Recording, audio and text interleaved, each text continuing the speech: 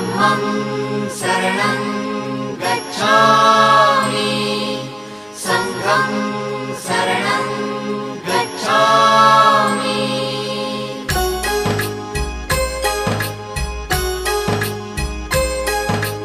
बुद्धं शरणं गच्छामि धम्मं शरणं गच्छामि संघं शरणं गच्छामि। त्याग मूर्ति तू शांत चित्त तू योग रूप संसारी दया प्रेम अन मानवतेचे प्रतीक तुझी ईश्वरी।